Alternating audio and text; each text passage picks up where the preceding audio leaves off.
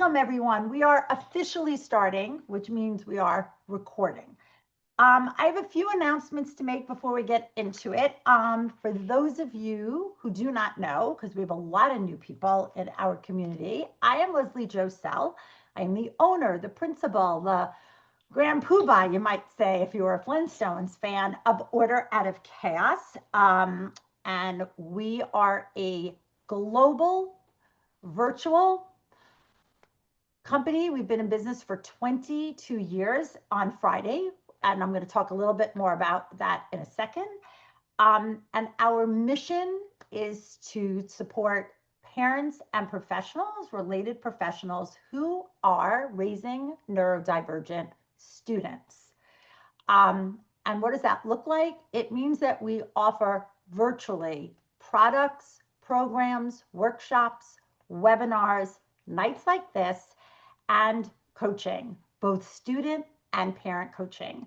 I do not want to bore you all with my story and how Order Out of Chaos got started, but here's what I do suggest. I invite you to go to our website, orderoochaos.com. We will leave that obviously in the chat or underneath this post, because there is about 22 years worth of resources, information, articles, columns, podcasts, books, products, videos, you name it, it is there for you.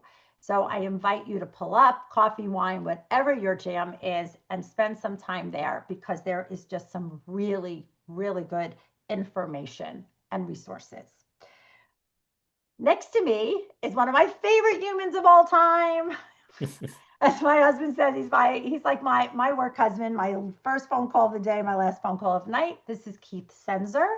Well, some of you won't even know who Keith is. He is our coach manager for Order Out of Chaos. And simply put, we would be nowhere without him.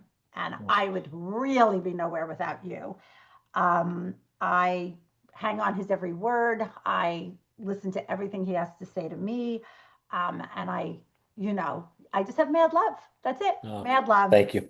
And I feel beyond lucky, and this is what I do want to talk about, because I think being in business 22 years is pretty remarkable, if I say so myself.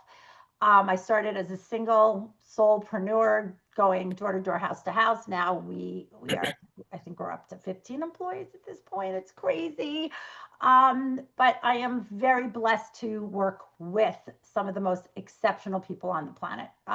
They're exceptional, they're brilliant, hardworking, and their love for what we do is evident in everything we do. So that's super important. Okay. So what is tonight going to look like? For those of you that have been around the block with me many, many times, normally when we do these things, there's a PowerPoint. I'm a little more dressed. It's a little more serious. And we did not want to do that. What we wanted to do was bring you answers to all of your questions. So we get a lot of questions at Order Out of Chaos, whether it's here in the Facebook group or on webinars or in our coaching or just a million. And most of them are about executive functioning. That's true, right? Wouldn't you say? But after that, I would say that the question we get asked the most is about coaching. And it is, and I totally empathize with that as a parent, because I'm trying to keep it clean. But it's an interesting dynamic to be student coaches, because when you are an adult coach, meaning coaching adults, you're in a very linear relationship, right? You're the one who's in it, you're the one being coached, and most of the time you're the one paying, being honest. But then you've got student coaching, and the relationship is really a triangle. Like, your student is our client, but obviously there is a very important and dynamic relationship between the parent and the coach too. But there are things that go on in coaching that you have no idea about. And I think sometimes that's really difficult for parents to understand. Like, what is it? Like, what are you doing? Like, can I know? So what we're going to do tonight is we've gathered all of your questions. And I laugh, and so does Keith, that if you go on our student coaching page, there's an FAQ. There is a soup to nuts, here's what happens. There's an hour-long video. Doesn't matter, and we know that. I'm a parent. Keith is a parent. We want to know what we want to know, how we want to know it. So we gathered all of the questions that have come in I think I want to say in the last 4 months. And we're going to bring you, like what I like to say, A's to your Q's. Okay. So we're just going to dive in. And what Keith and I are going to do is we're just going to kind of wrap it out. We're going to answer them. And then I'm also going to be checking the chat and taking. So if you have any of your own questions, please drop them right below in your screen. You're going to see the chat. Just make sure this chat says to everyone. So Keith and I can both see your questions. So I'm going to leave my chat open. Okay. So Keith, you ready? I'm ready. All right, let's get into it. So here's the first question, and here's what we get asked all the time is, because one of the things we say about our coaching is that we do not accept every student that comes our way. That might be interesting for you all to know that we do turn down students. That does not mean your student is bad or good. We do never use those words. It means that they're not ready. So we get asked all the time, how do we know if your student is ready? Like, what's our spidey sense? Like, what are we looking for? Like, how do we know? So I'm going to start. Well, for me, yeah, I Yes. mean, It's only you literally, and me. There's nobody right. else. So, as Leslie knows, I'm a straight shooter. I say it how it is. I don't hold back, right? I like to think I'm supportive, loving, and kind, but I'm very direct. You are And the very first loving question and I ask, kind. You are but I'm very direct. loving and kind. But the first thing I say to the first question out of the gate when I meet with a student and we're having a meeting just to see if they're a good fit for coaching is, are you here because you want coaching? Or are you here because your parents told you to come to this meeting? That's the first thing I ask them. And usually the end, and honestly, half the time it's like, no, I really feel I could benefit from this. And half the time is kinda. But to me, that's an opportunity because when I get the kinda, now it's like, okay, now we can really dig in, tell them what this is about, understand their needs. And oftentimes they'll turn around after and be like, oh, actually, I really do need this. My parents are right. This is great. I'm looking forward to doing this. Right. So it's sometimes a good opportunity because, we're not the parent. So when it's us Right. describing the same thing, like there's probably nothing we're saying that their parents haven't said to them, but it's coming from us. So all Of of a sudden course. they hear it. And once in a while, right, we get that one kid that I'm just like, I could tell they're looking at their phone and not looking at the screen and, in those situations. But we also ask a lot of, I don't want to hog the answer, Leslie, but we ask a lot of questions, right, about, We do. you know, So you guys, and I should have said this from the beginning. We are not here to sell you coaching in any way. I'm going to be as brutally honest and as straight shooting as Keith. I don't know. I wish I had wood. I'm knocking on something. We are very, very lucky. I've been doing this for 22 years. I am one of the more original ADHD student coaches out there. When I was doing it, no one else was doing it. We are very, very blessed that people want to come to Order Out of Chaos and coach with us. I think we are seriously the best in the biz. I do. And it's because of, one is obviously because of the coaches who work with me, but also because how we set up our coaching and how we support students as well as parents. But I'm telling you that so you know honestly that we are not here to sell you because we don't need to. We're really here to answer I want to say hundreds of questions we get about it. So the thing that I do want to mention is that we do an assessment. Your kid does not know it's called an assessment because that feels very clinical and icky, but it's usually a very, very easy conversation with the coach and your student. They will not know they're being assessed, but the coach is guiding the questions in a way to get the answers that they need. Trust me, I think the assessment is harder than coaching because you're really weaving and you're really trying to pull information out of a student that might be very reluctant or a little bit gun shy or why the heck am I here or I'm just here. So the coaches are working like in overdrive and overtime to get that information. And to Keith's point, I do it on a scale of 1 to 10. I explain to that student what we do. I ask them first what they know. I want to make sure they're saying it in their own way. And then I go, okay, let me really tell you what we do. And then once I do that on a scale of 1 to 10, I go, tell me on a scale of 1 to 10, one being absolutely not like, I don't know why I'm here. I'm only here because I'm pleasing my parent, to 10, where have you been all my life? If To me, either, I don't want either of those answers. I want the kid or the student that gives me the 5, the 4, the 6, the 7, who's like, I'm not sure. I don't really know if this is worth it. To your point, I can work with that. That's a student that's open. That's a student that's curious. That's a student that's not parroting something that's been told to them. So, parents, that's important. And I'm not going to give everything away tonight. We actually teach you how to approach your student to have that initial conversation about coaching, but we keep that a secret. Got to keep some things a secret. Okay, so I hope that kind of helped you. And then obviously to Keith's point, there are other things that we ask that helps us. And some of it, if we say no, is, I want to make this clear too, Keith, I think this is good.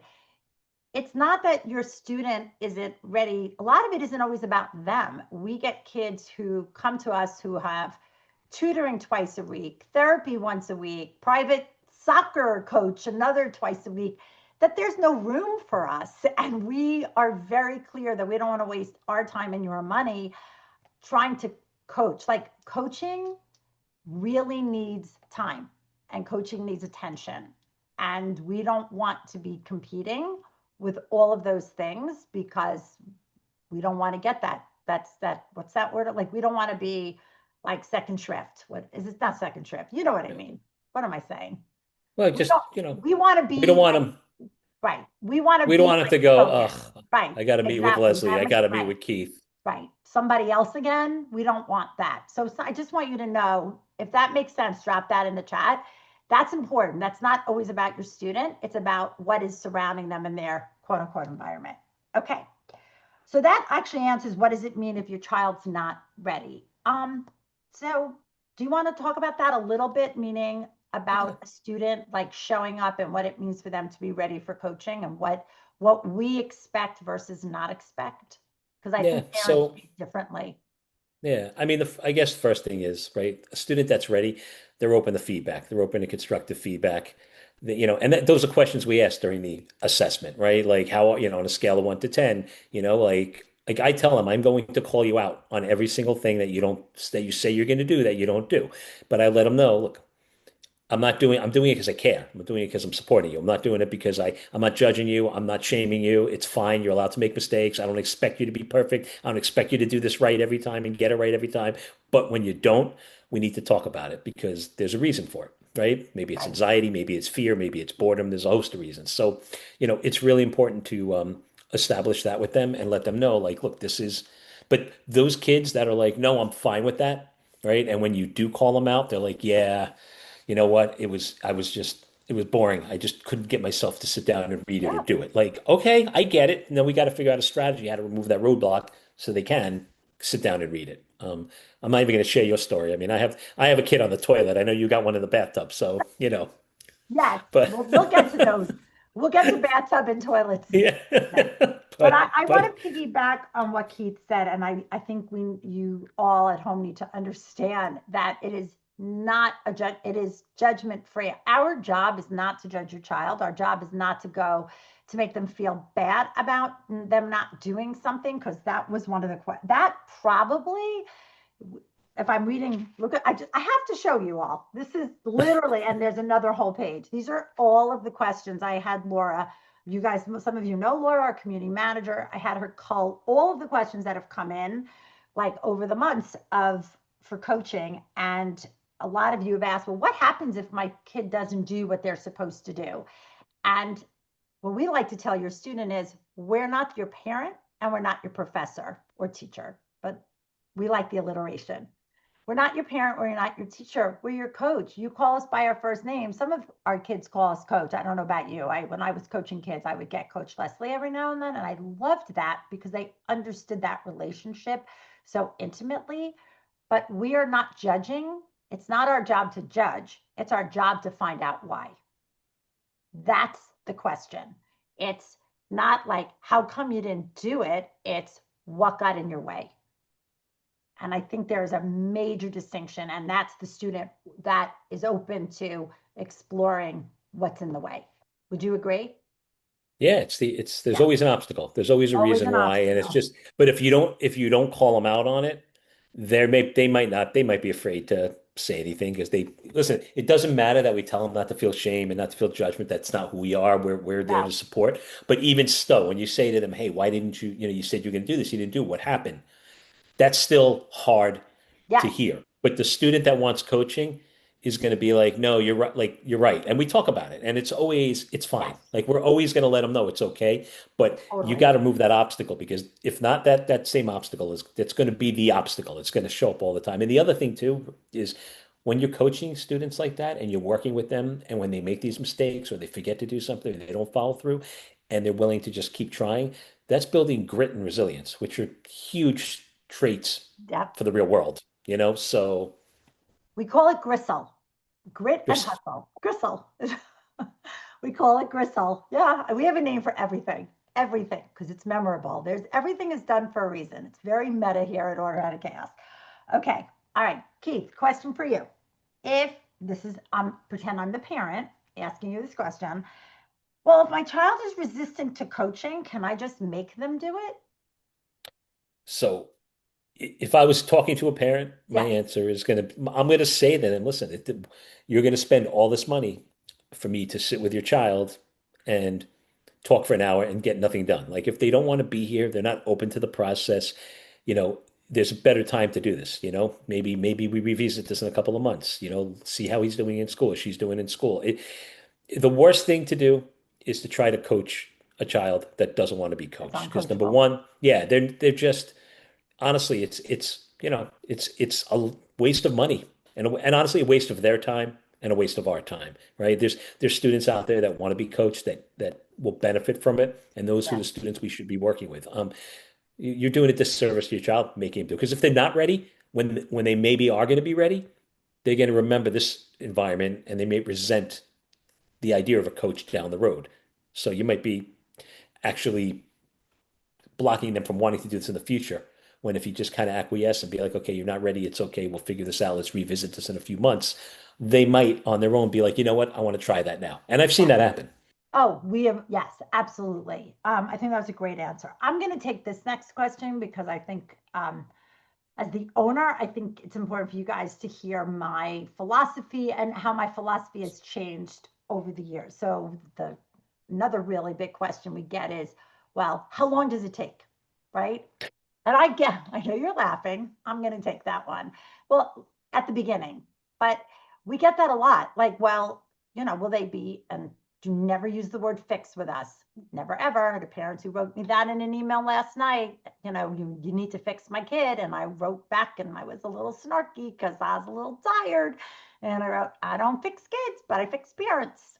We'll see if she emails me back.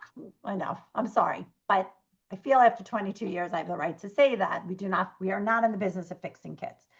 But I understand that it is beyond hard to wrap your brain around putting your trust in people and saying, okay, there's no end in sight. There's no beginning, middle, and end. There's a beginning.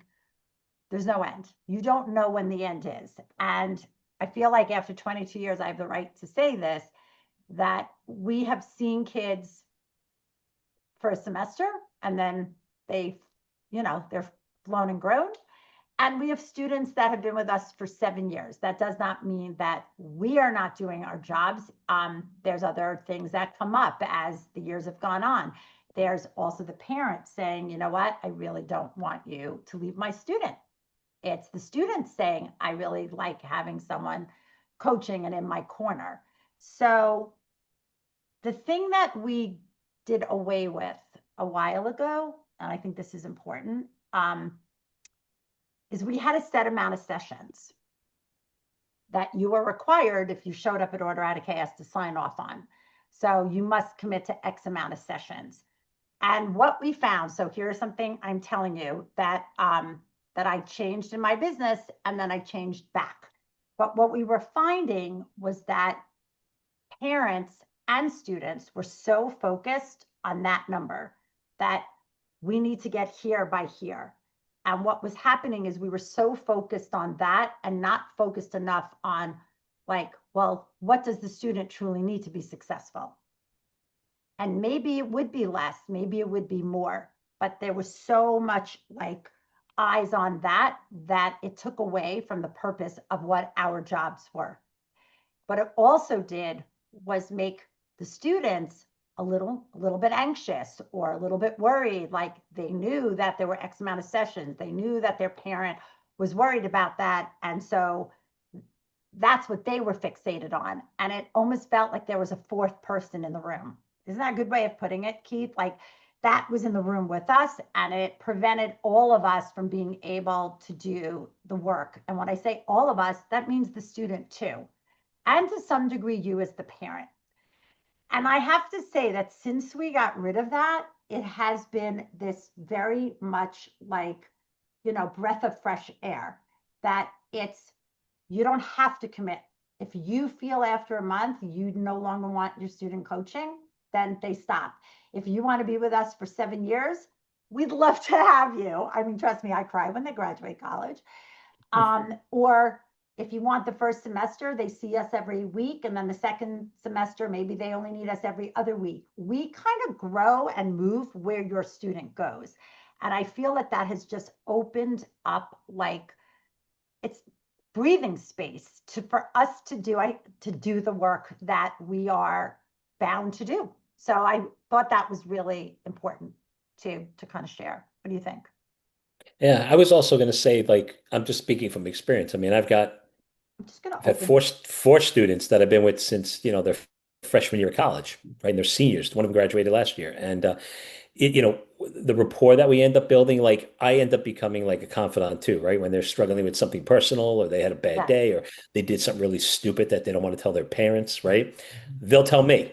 And, I'm able to kind of, obviously, if it's something I'm really concerned for their safety, we need to tell their parents. But, usually it's something dumb, and it's like, okay, look, you can't do that anymore. But it's also, they sometimes can find us, with, whether it's something social, emotional or right. should I join a fraternity? This is what it's going to look like. Should I join a sorority? It's going to take a lot of my time. I don't know if I can handle it, right? And a lot of Mm-hmm. times we're coaching them through decision making and helping them with some critical thinking skills, which are vital. So, and, listen, even executive functioning, everything we do goes into the real world. If you're a software Everything. engineer for Google, I mean, if you like when a college professor says it's okay to hand your thing in 2 days late, that makes me crazy. I feel like college professors need to hold people to their I agree. because We don't like yes, that. I am not a yeah, fan of the extended. Mine's not that. Mine's more it's an executive functioning, like it's heart attack to the brain. So a little executive functioning for all of you out there. The thing your student needs the most is structure, organization, and routine. That's what the brain craves when they have either EF challenges or ADHD. The thing they do not like is to be caught off guard. It's the worst thing for a student's brain. So deadlines, routine, knowing when something is due is actually very calming for the brain. And it's thinking one day it's due Tuesday. Well, no, you can have till Wednesday. Well, all right, now you could be Thursday. It's actually really not good for your child's brain. So that's from the executive functioning lens of things that we actually discourage that because structure and organization, I don't mean of your space and stuff. I mean of deadlines and information is key to yeah, strengthening EF skills. Okay. I have a question that I want to give you because we have team meetings and coaches meetings and we kind of, chuckle and we talk about kids, not in a bad way, like if someone's struggling, to get ideas. And this literally happened to one of our coaches today. This probably happens at least once a day. The question is from a parent, can I ask you, the coach, to talk to my student about something, but not have you tell them, are you all laughing out there, that I asked you to do it? Okay. yeah. The answer Does is no. everybody understand that question? It's like you calling up your coach going, I really need you to do this X, Y, and Z with Jared, but you can't tell Jared that I asked you to do it. So Yeah, it's a I mean, very easy answer. yeah. The answer is no. The answer is But I will. no. But what I will tell the parent, which is really important to understand, is look, we have trust and rapport. Your kid trusts me. Your kid is going to confide in me. The minute they think that the agenda is coming from anybody but them, that breaks the trust. And then the entire relationship is damaged. So, but I will say to a parent, look, what you need to do is tell your child what it is that you feel is important to focus on with Keith. I think this is something you should talk to Keith about this week. I think it'll be important. You know, 100%. if they bring it up, I will 100% address it. Um, Yes, but I really, as much as you can't, it's just the trust is so vital to this relationship. They're going to be successful because they trust us. And the yes, minute they don't trust us anymore, like you'll see it that the yes. coaching, it'll stop. They Done. just won't do it. They won't do it. While I add one more thing, I want to make sure, because I'm keeping an eye on the time, that you also get, if any of you out there have questions that we haven't answered yet, I probably will get to it. But if you have a question, a burning question, please drop it in the chat. So I'll stop my questions and I'll take from all of you. So feel free to do that as I just answer one more thing. I want you all to know that there is an agreement that gets signed when your student, let's say everything has gone the right way, and your student is signing on and you're signing on and everybody is signing on. There's actually an agreement, and it's pretty hefty, and it has some heft in it. And in that agreement, it says to the parent, we will not honor that. We will not. So the other thing we will not do, because this is part B of that question, is if you call us up, and ask us, can you tell me what my students' grades are? We will not tell you that either. However, we will put you in a room together with your student, virtually, of course, to get these dialogues going. That is absolutely, I do it all the time, where I have a parent and a student, and we try to get the dialogue going between all of you. On the flip side of that, though, in that agreement, it also states, though, that we have permission to tell your parents if we find out you are doing something that you shouldn't be doing. And I'm going to explain that. I don't mean like typical, this is more for my college students, not for my high schoolers. We don't care who's doing what or when on a weekend, like, that's your business. But if we find out you are harming yourself, that's why everything is videoed. If you are harming yourself or harming others, all bets are off, and we are going to go straight to your parent and tell them what we know or what we assume or what we see. And after 22 years, I think it's important for you all to know the heft of what that coach brings to the table. It's not just executive functioning skills and time management. I have called parents because I have seen that a student is cutting, that a kid was going down to the Bronx and buying drugs and then selling them on campus, that a kid was contemplating death by suicide. Should I keep going, or I think we're covered? So for me, when I know that that is happening, all bets are off, and your parent is, we have, that's our job. We have to report that. We have to tell that. So I just want you all to know our blinders are not on.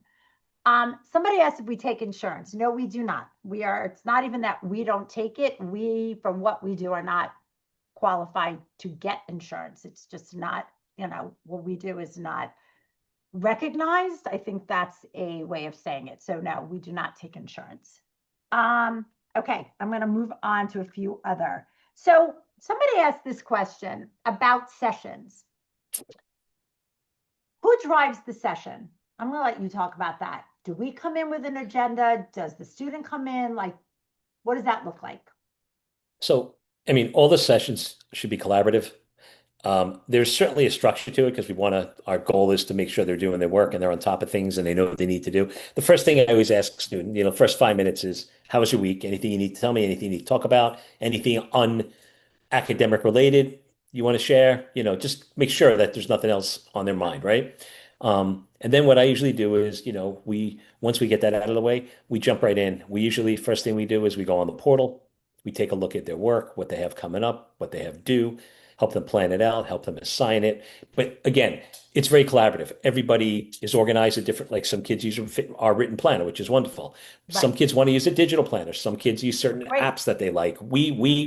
It's got to work for them, right? I'm always going to offer suggestions on here's great ways to do it. And what I always tell them is you try my way. It's like when you were a kid. If your parents said eat your broccoli and you don't like broccoli, you don't get to say that until you try it. If you eat it and you don't like it, I'm never going to make you eat broccoli again. Right? So, try this way. If you That's don't like funny. it, you need to come up with a way to we need to come up with a way together to make sure that the concept that I'm trying to teach you works. If you have a way or a suggestion on to make it work that we can do together, I'm fine with it. But it's got to do this. It's got to serve the purpose of here's how I'm tracking my work. Here's how I'm tracking my due dates. Here's how I'm blocking out my time to work. And then we're teaching strategies, but like the strategies are based on what's going on in their world at that day, right? Like, so if they have a lot of exams coming up, we're going to be doing a lot on studied skills and test taking skills and how to study and how to prepare. If they have a lot of readings, we're going to talk a lot more about note taking that week. So but what's nice about the one-to-one coaching is we have certain modalities, the way we do things.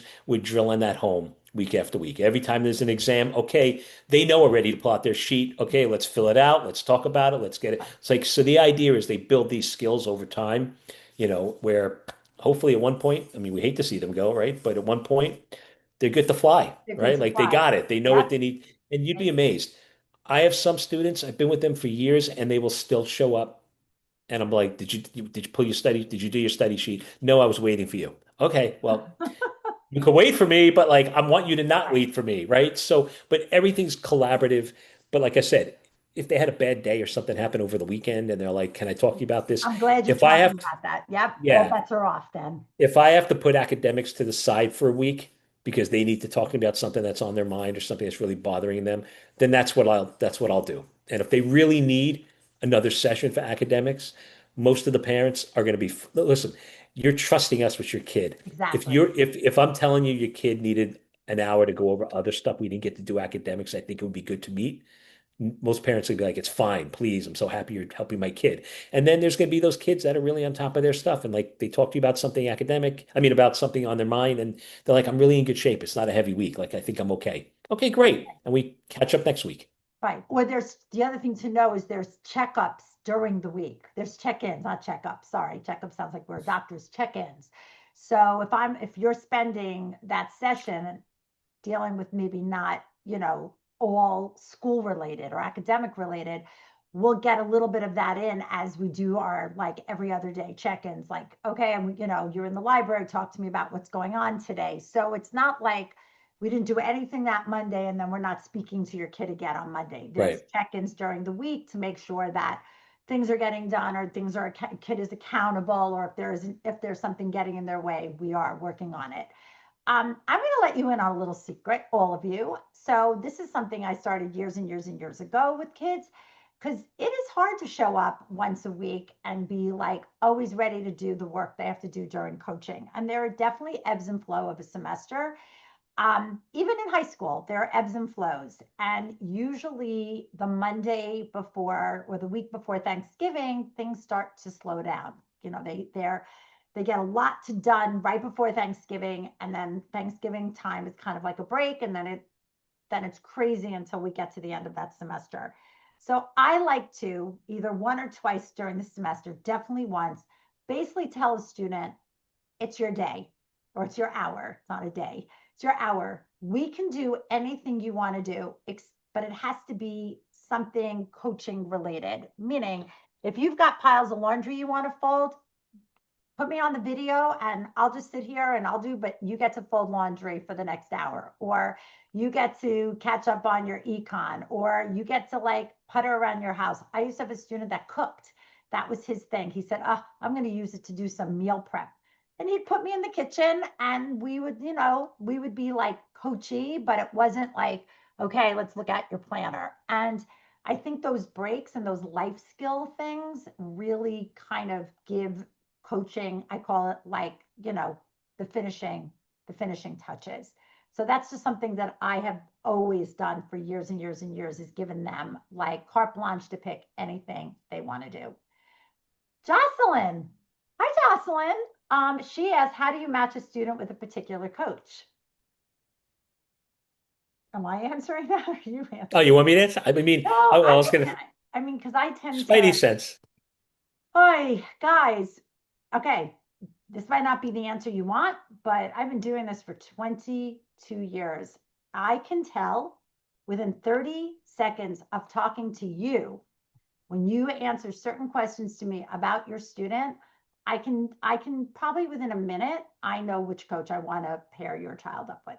It's just It's just years and years and years and years and years and years and years and years of doing what I do and knowing my coaches and the way they coach and their personalities and their level of all sorts of things, and then getting that intel from you.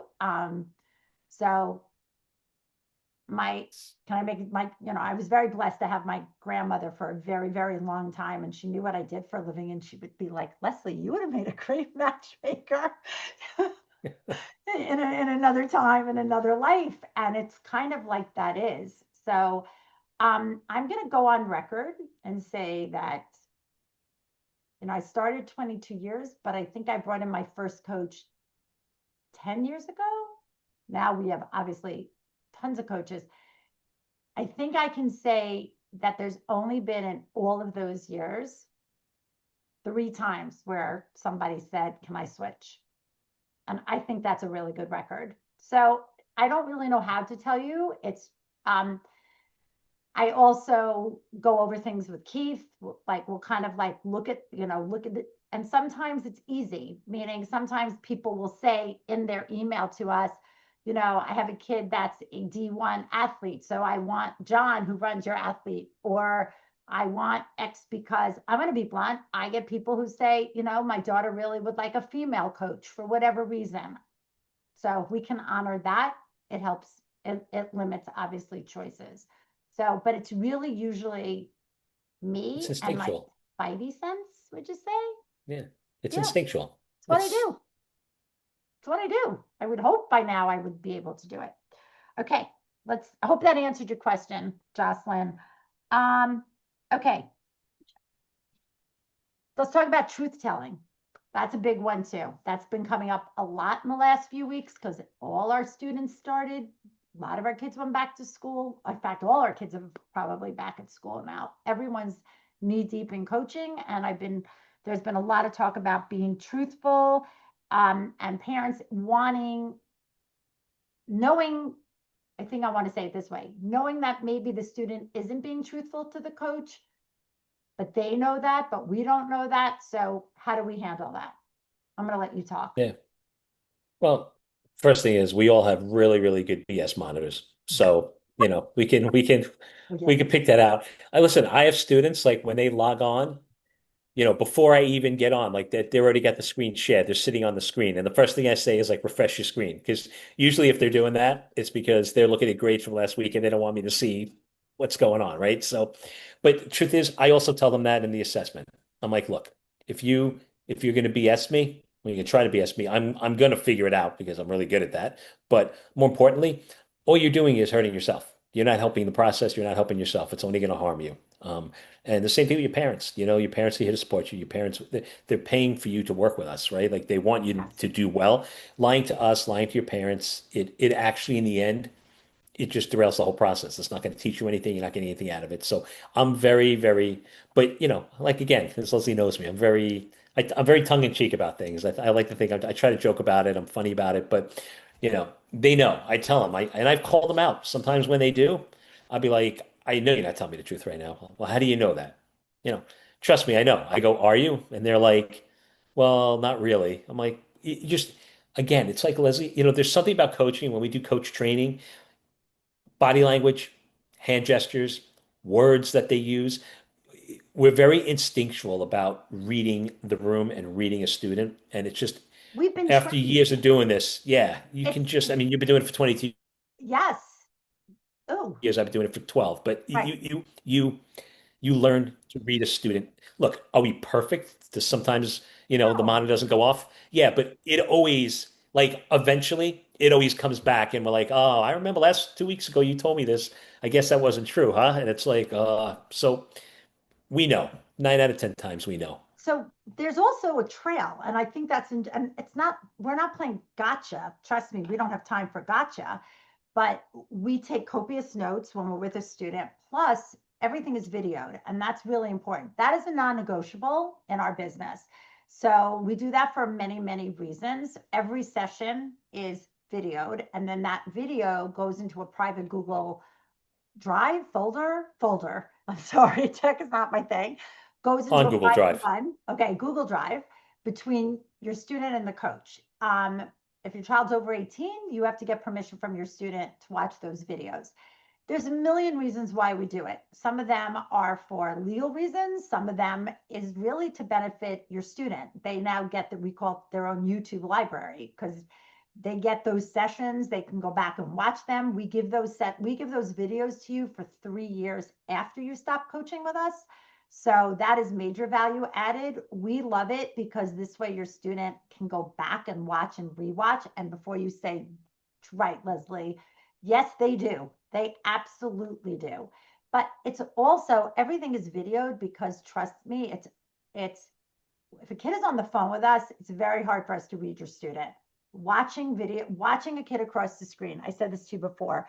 We are looking at things that they don't realize we're looking at. We can see things that they don't even realize, right? We can see the state of their room, the state of their bodies, the state of their being, their faces. Do they look gaunt after many? We can see it. So, and we are trained to sense it out. So yes, we do know if they're lying, and we really work hard to unlie them. We do. Okay, question.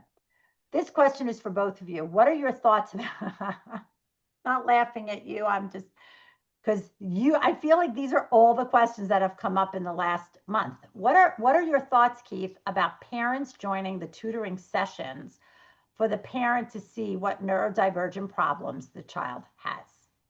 So to me, definitely not. I don't want a No. parent in the session. And I'll tell you why.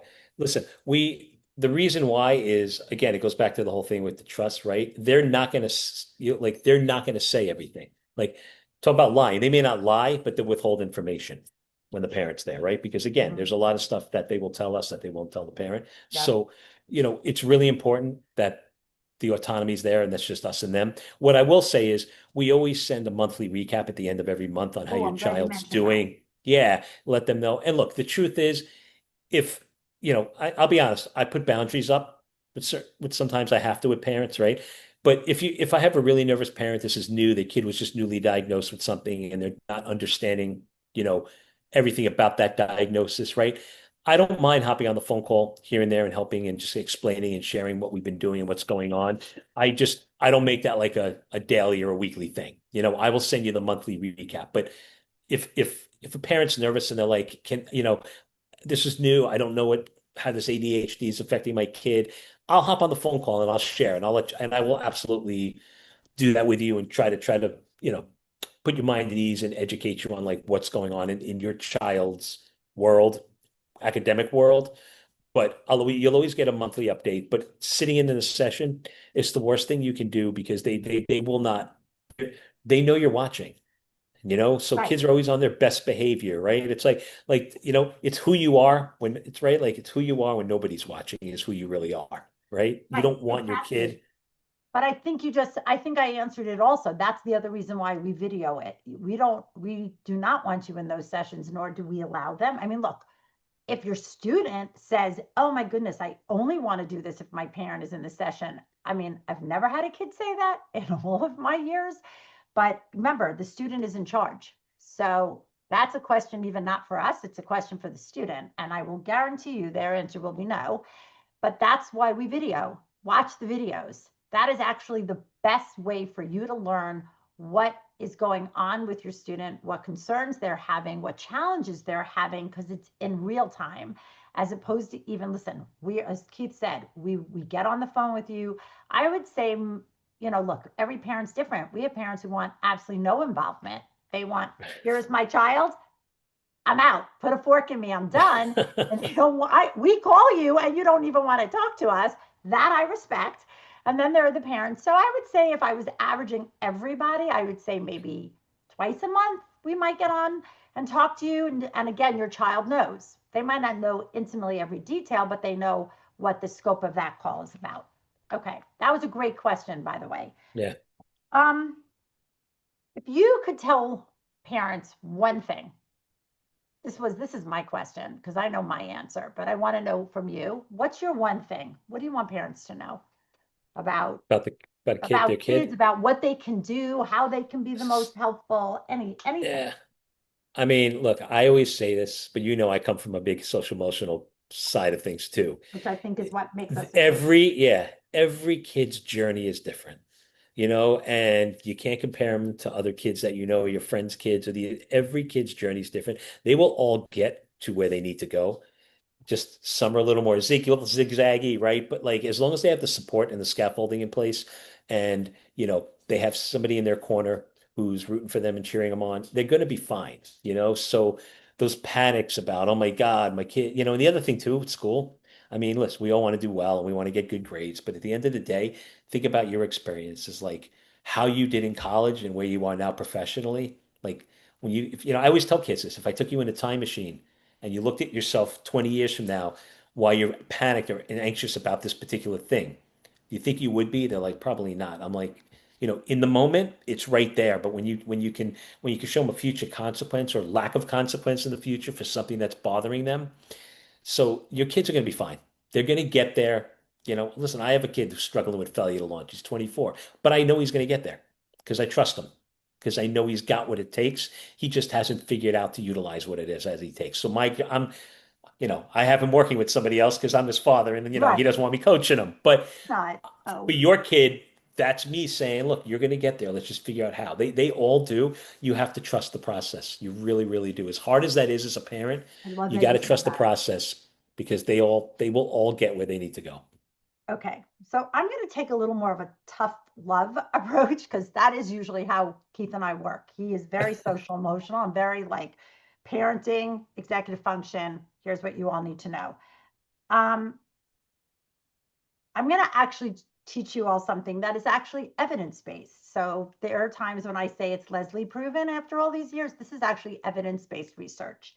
So I want you all to hear the words choice and control because that is something that is very much missing, we see in a lot of your children's cases.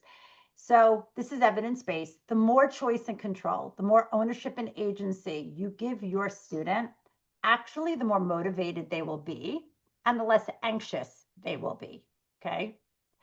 And interestingly, when your child was much younger, elementary, even toddler age, we gave them every choice under the sun. Do you want to wear the blue sweatshirt or the red sweatshirt? Do you want chicken nuggets or pasta? Do you want to watch Peppa Pig? Whatever it was.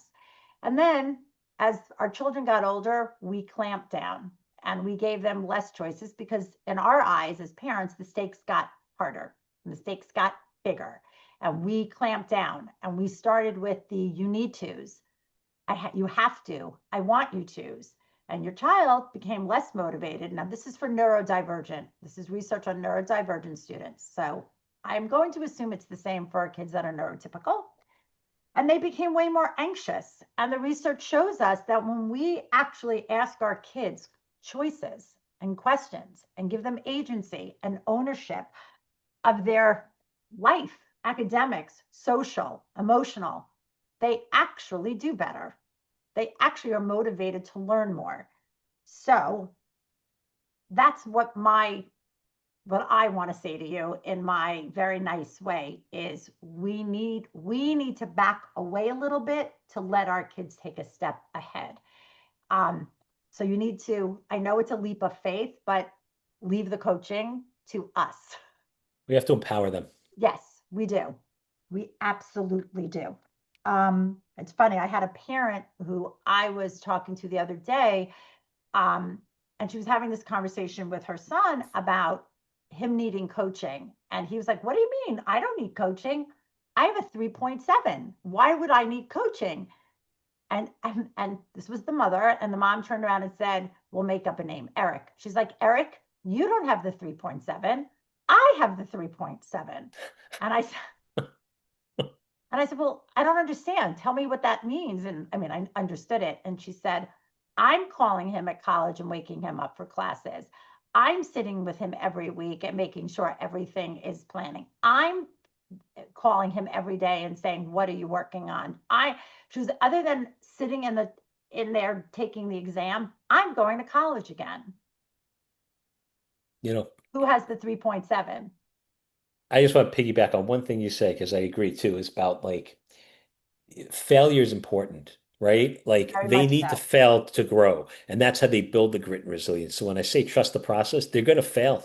at times. And that's okay because if they can get comfortable with failure, they're not going to be afraid to take chances. They're not going to be afraid to try things that they might not normally try because they're afraid of failing. And it's when they take those chances, that's when the opportunities open up and that's when things change for them in a positive Right. way. So, and that's how they build grit and resilience. The worst I've seen kids, trust me, who have never failed in their life because mom and dad have done everything to make sure they don't, and then they do, and it's devastating for them because they've never experienced it and they don't know what to do. So failure is a good thing. And I agree. I the agree. younger And they learn that, the yes. better off they are. So we're gonna leave that question alone because you answered that or so beautifully. So we get asked a lot, do we advocate for your child's needs? I think that's a really interesting question. And I'm gonna answer it this way. And please keep dropping questions. I'm taking questions that have been asked of us, but so this is a question what I say about advocacy. Our work that we do with your student goes so much further than like time management and flashcards and crap like that. I'm sorry, I don't mean to have that kind of a mouth. It is so much more nuanced and so much more depth involved. We are in every aspect of your kid's life that they allow us to be. We make it very clear to them, like socially, we do have to ask some basic questions because what they do socially or when they're doing it does affect their academics and their life. We have to know. But the intimate details of like what happened at the frat house, no, we don't need to know. And trust me, we do know because we've been doing this for a long time. But the advocacy of, are you emailing your professor? Are you taking advantage of resources on campus? Are you getting the accommodations that you need? Have you gone?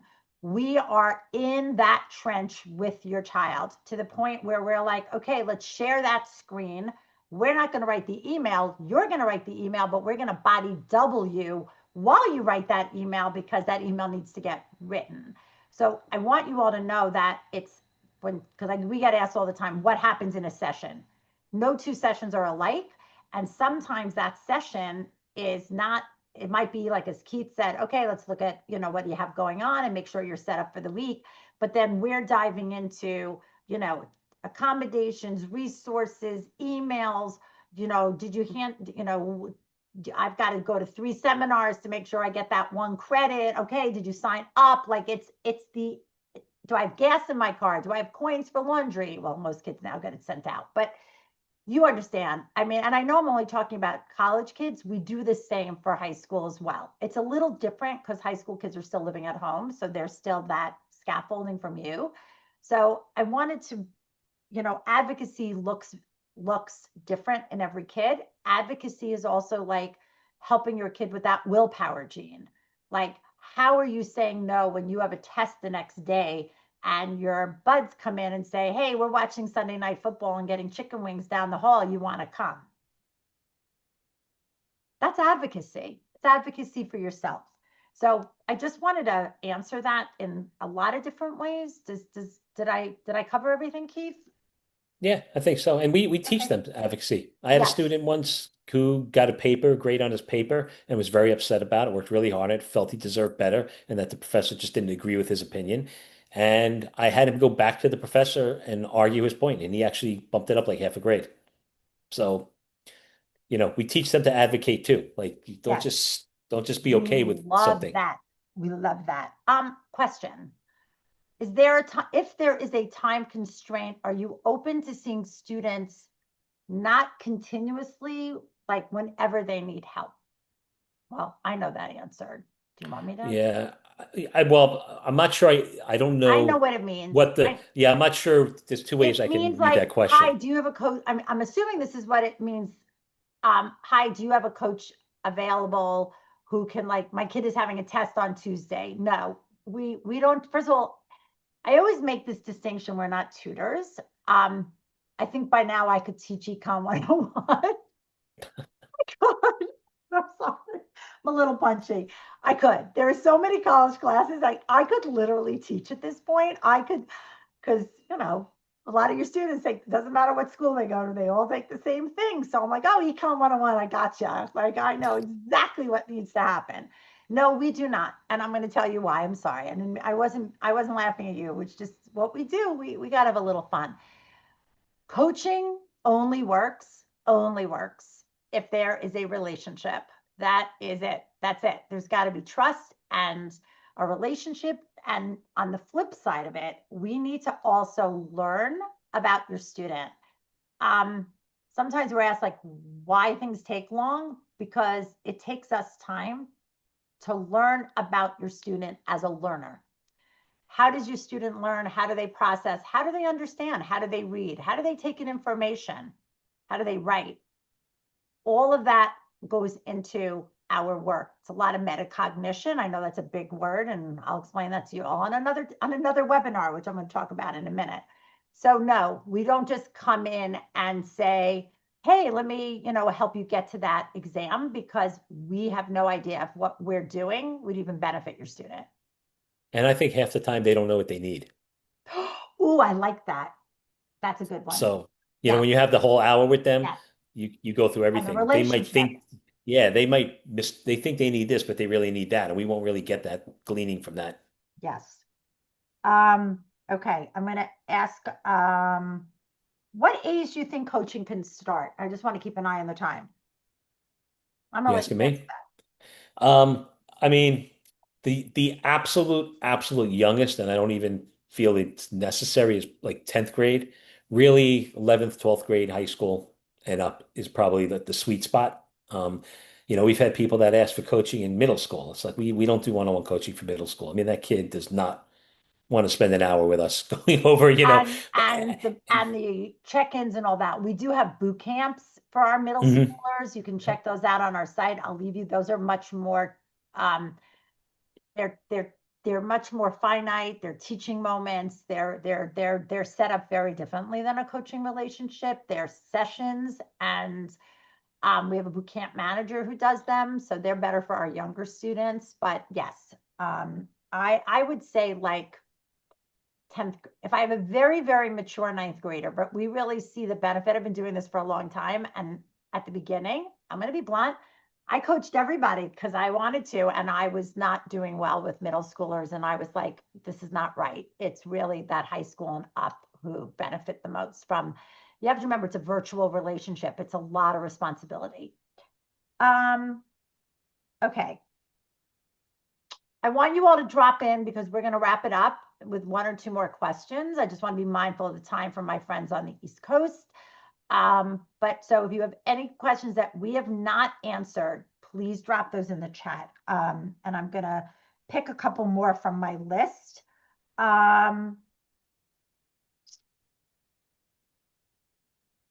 This is an interesting one. This isn't so much from parents. I think this is more from like just us. Somebody asked me in an interview the other day,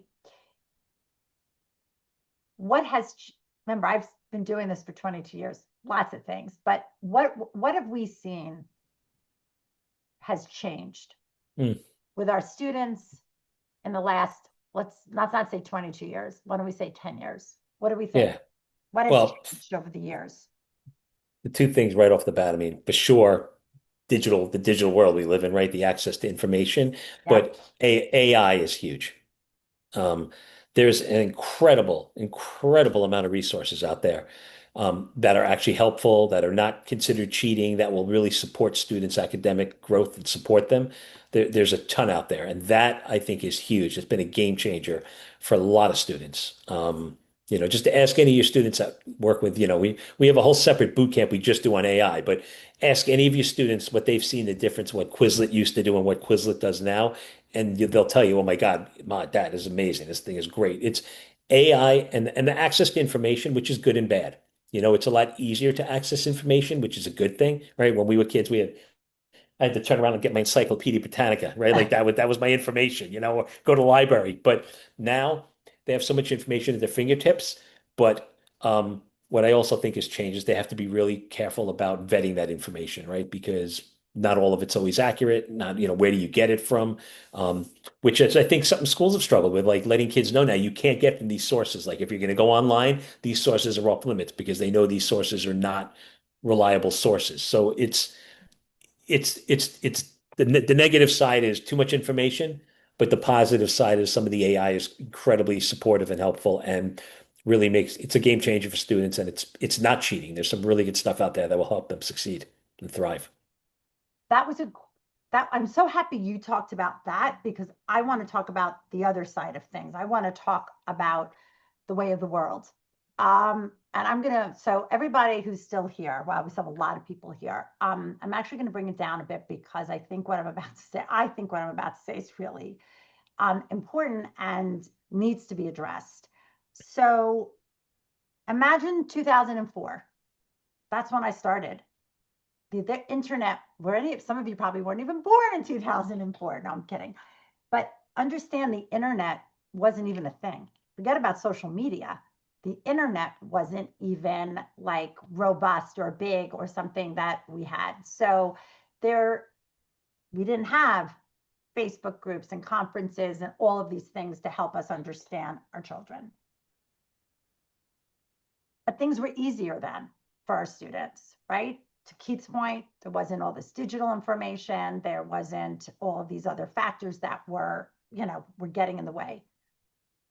But here's what's very interesting about what we do. And I think it's important for you to hear me say this. When we got trained to be academic life coaches, ADHD students, whatever it is, right? We were schooled on coaching, and we were not schooled on coaching kids in this era, in this day and age, with everything that is going on in the world and on college campuses and all of that. We were taught how to teach time management or study skills. We were taught how to work with anxious kids. I don't mean anxious, but anxious kids that were, I can't take a test or I'm nervous, things like that. And now we are faced with kids that are on multiple medications, that are depressed, that are suicidal, that are anxious above our pay grade, that come to us with like stories that were not there 10, 15 years ago. So what I would be asking you all, if I were you, what you should be asking us is, how can we do the work we do with all of that happening in the world? What you don't see is the amount of additional training that we do, the amount of education that I bring in to my coaches. I don't know, and I don't know what other companies do. I don't care what other companies do, but I am very, very mindful that we stay within our wheelhouse. So going back to that, is your kid coachable? If we see that there's a lot of other things going on with your student, we are going to say to you, you might perhaps want to get your student different kind of help first, and then come back to us. I keep a psychiatrist on my payroll. He teaches us about medications, the anxiety in the world. We have college counselors who talk to us about what is going on college camp and how we can handle the stress that our students are feeling. I don't need to get into the gut, but I just wanted you all to know that when I started, it was study skills and time management. When the pandemic hit, it was overwhelm and anxiety. Now it is a whole other landscape. And I need you all to know that we are doing everything at Order Out of Chaos to either A, learn everything we can to support you and your students through it, and B, not doing any harm in the process. That's really important for me to say. And I think after 22 years, I think I'm doing that because I am so mindful. And I think Keith will even tell you that I get angry sometimes, even at my coaches, and go, no, we don't do that. No, you can't say that. No, that is not in our purview, because that is something that, and so we more and more are partnering with you because we do get that front line of what's happening and want to bring that information to you. So I kind of wanted to say that. I think that was just really important Anything there you want to add, or we're good? Yeah, I was just going to say, like, emotional regulation is a huge part of executive functioning that's not Yes. talked about, but we understand too. There's emotional regulation that's within our, that where we're in our lane, and then there's where it, okay, like I'm not going to be able to give them enough emotional regulation. This needs more, and Right. that's where we need to make sure that they're getting the Yes. support or the help they need, and putting, letting the parent know or Yes. talking to the student about getting it. So yeah, 100%, you're Yes. spot on with that. So I just want you to know we are doing way more than just Yeah. like, okay, let's find a fun way to do flashcards. Oh, no, no, not anymore. That 10 years ago, yes, but not anymore. And I think that's just very important for you all to know. Okay, quick question. Hi, Renata. No, I do not certify coaches. So I just want to make that clear. I get asked that a lot. People come to us and say, do I have like a certification program for coaches? No. What happens is when we hire someone, you should know this, they come certified by coaching organizations. What I do, and now what Keith does, because Keith trains all of our coaches, is there just things that we do at Order Out of Chaos that no one else does. We have our isms, we have our ways, right? We have our things. And so we always are under the guise that every student learns differently. They're therefore not one size fits all, but there are practices that we believe benefit all students. So that's kind of how it works is they come to me with the foundation pieces and then we bring it up a notch because I still think we're the best in things. I just do. Okay, I'm gonna go one. It's 5 after 5. I'm gonna just while anybody drops in their last question, what I would like to do is tell you a little bit about what's happening at Order Out of Chaos over the next 6 weeks. So first of all, we will be, I don't know, we're not really doing anything for it, but just as an FYI, we are celebrating our 22nd anniversary on Friday. So we are just super excited to be still here, to be relevant, to be working with all of you. The honor of that is not lost on me, that 22 years, and we are busier than we have ever been. And a lot of that is because of this amazing man right here. But I want you all to know that October is ADHD Awareness Month, and that's our Super Bowl, baby. We have it is all of us. I know all of us ADHD coaches were like, it's our Super Bowl. Like, what are you doing? What are you doing? Like, I'm doing this, I'm doing that. So we have a lot of programs for you in October. There's a lot of summits that I'm participating in. We have a Q&A Facebook Live on October 14th where you can come back into the Facebook group and get all of your questions answered. And then at the end of the month, and there will be more information posted in our Facebook group about this on October 27th, I will be hosting a webinar called Understanding the Why Behind the Won't. And it is executive functioning through your students' eyes. So if you've been around this block with me, you know that we have done Executive Functioning 101 a bazillion times, where I give you my 6 pillars, tips and tools. It is in our parent education library. Like, I'm not doing that I just did it back in the spring. I'm not doing it again. It's brand spanking new. And then we've done hot topics. Executive Functioning 201, where all of you've come to me with your questions. Why does my student lie? Why is my student argumentative? Why is my kid blah, blah, blah, blah, blah? And we did that in Executive Functioning 201, where I brought A's to all your Q's. So you might say this is Executive Functioning 301, where we are taking all the stuff we know about your child, what they want you to know, the why behind the won't, and I'm going to bring that to you in case studies. So if you are interested in that, and you should be, the sign up will be available starting tomorrow. It's a really, I've given this only once before, and it's probably my favorite one. Because it's really like what your kid is saying, and we bring you like real case studies, like studies that we've done.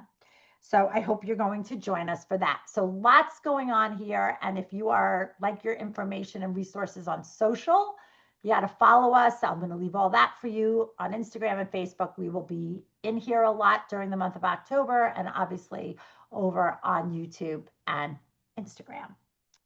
All right, one last question. Oh, Keith answered your question. All right, anybody else have any last minute questions?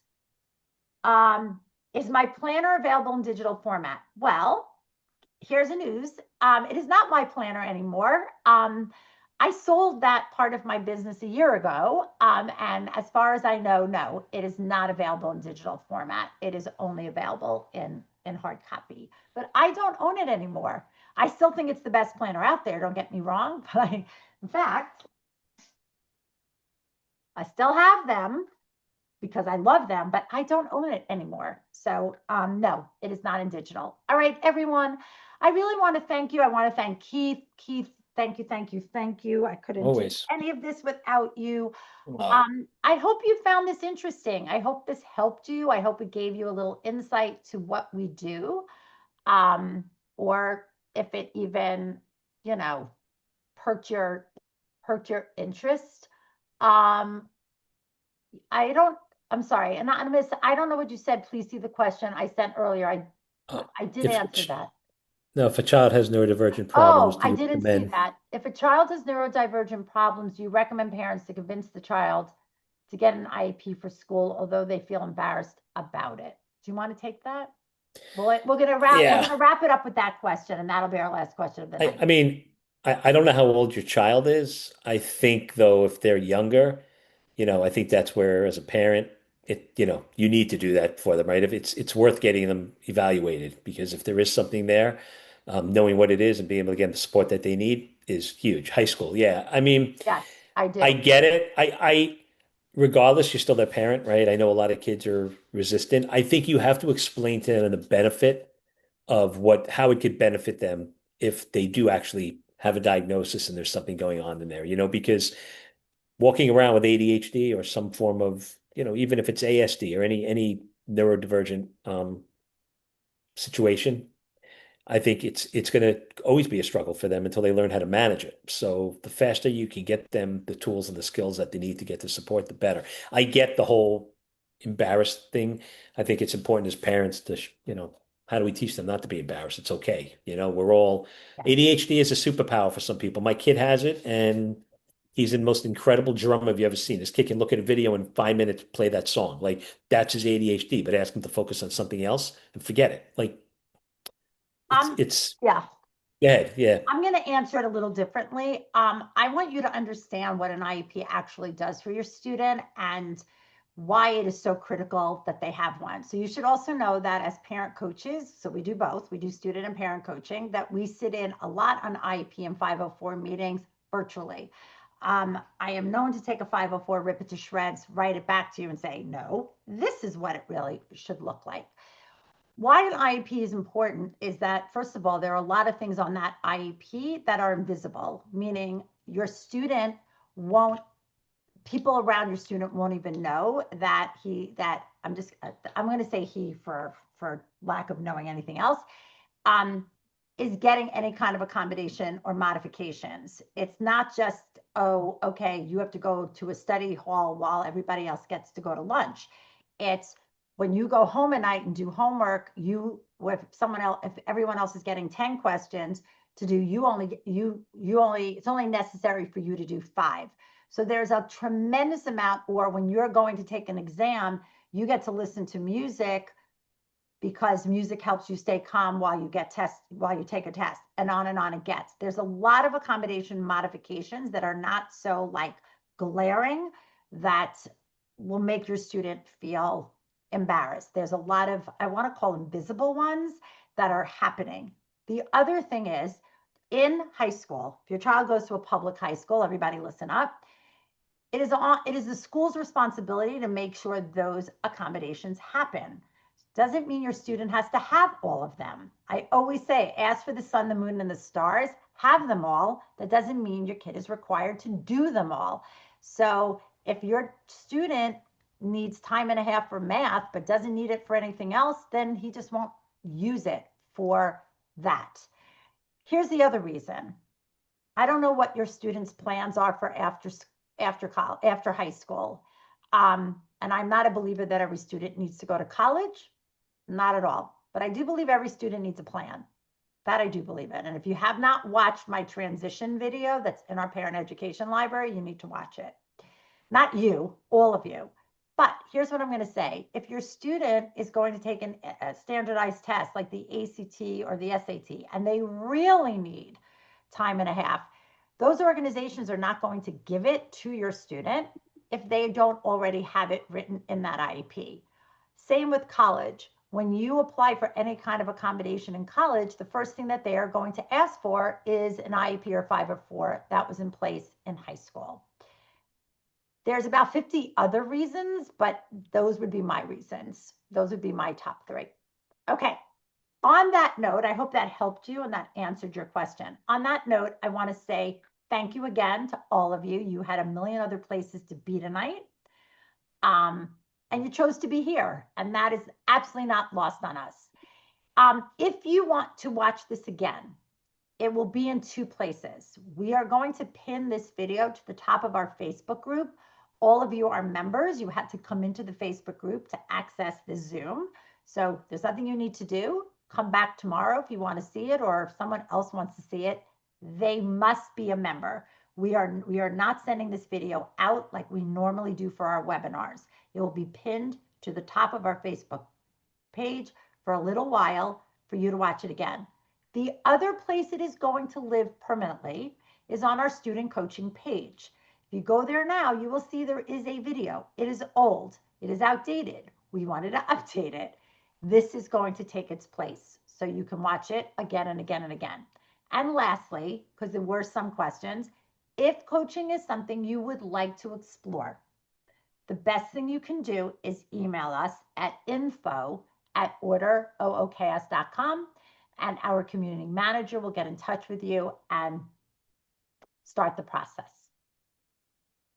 Everything else okay, Keith? We're good there? Yep, I was just putting the email in there. All right. I want to say again, thank you, everyone. We hope you have a great night, and I hope we're going to see a lot of you all in the month of October for ADHD Awareness Month. All right. Have a good night, everyone. Take care. Bye-bye. Bye.